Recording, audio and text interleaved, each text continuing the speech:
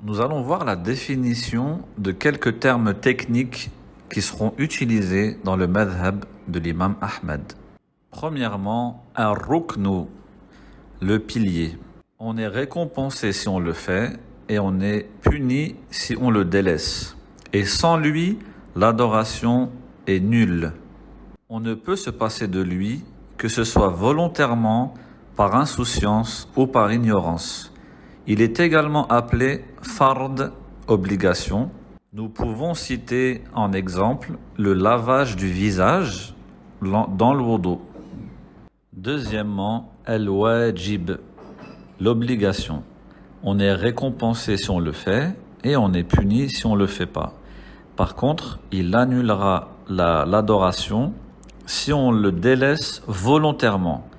Par contre, ça n'annulera pas l'adoration si on le délaisse par insouciance ou par ignorance.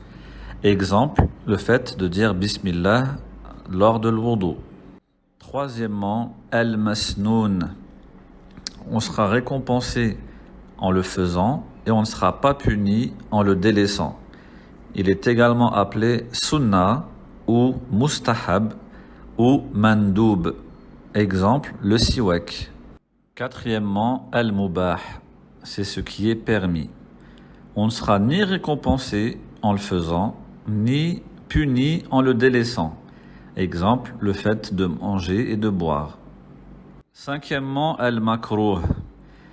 On sera récompensé en le délaissant et on ne sera pas puni en le faisant. Exemple, se rendre au masjid en ayant mangé de l'ail ou de l'oignon cru. Sixièmement, le haram. On sera récompensé en le délaissant et on sera puni en le faisant. Exemple, le fait de voler.